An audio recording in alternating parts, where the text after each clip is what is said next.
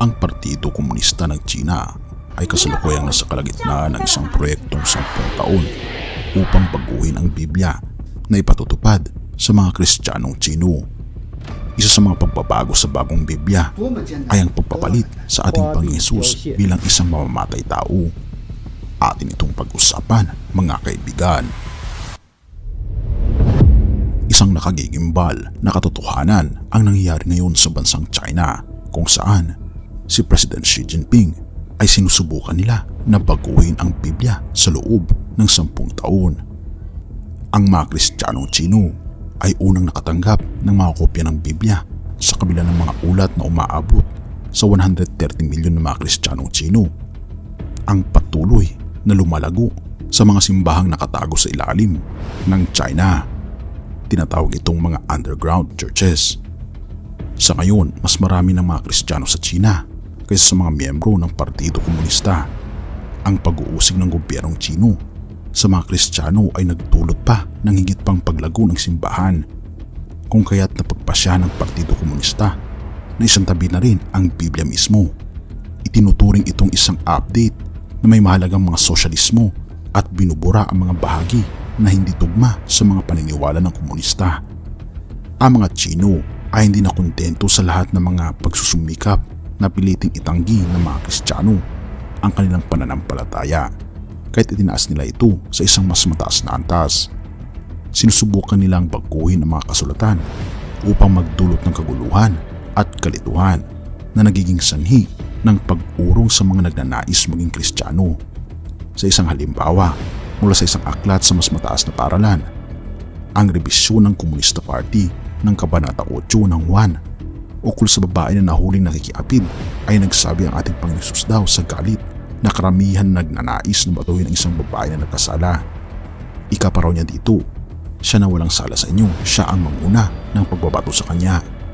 Nang marinig nila ang mga salitang ito, sila ay huminto sa kanilang ginagawa.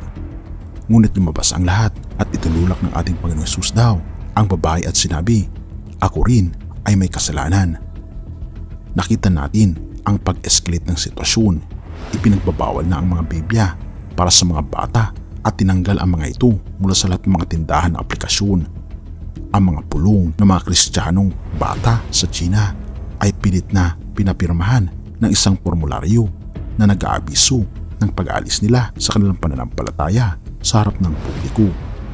At napakatindi sapagkat totoo, mga kaibigan, na ito ang ginagawa nila sa Biblia ngayon upang ma-brainwash ang mga tao na hindi pa nakakaalam ng Biblia. Ang issue para sa Partido Komunista ng China ay kontrol. Ito ay palaging tungkol sa kontrol. Nakikita nila ang Ebanghelyo, ang mensahe ng Kristyanismo, bilang isang bagay na maaaring umagaw sa kontrol mula sa Partido Komunista.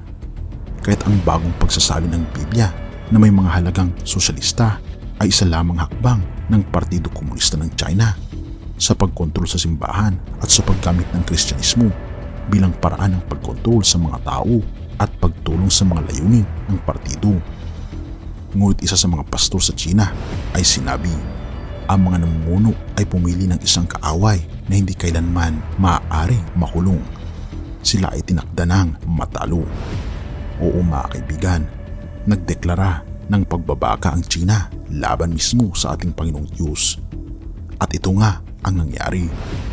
Pagkatapos nilang palabasin na ang ating Panginoong Hesus ay makasalanan at siya ay mamamatay tao, nagkaroon ng matinding baha sa China, hindi lang isang beses kundi 2 beses, na napakaraming mga tao ang namatay at puminsala ng milyong-milyong mga estruktura sa bansang China.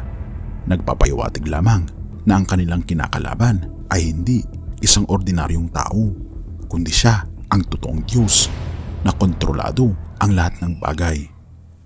Romans 8 verse 31. Ano pa ang masasabi natin tungkol dito?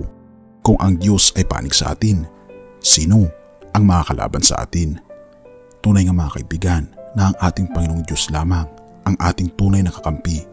Siya ang ating panigan, sapagkat walang mga kaaway ang magtatagumpay laban sa iyo kung tayo ay panig sa ating Panginoong Diyos.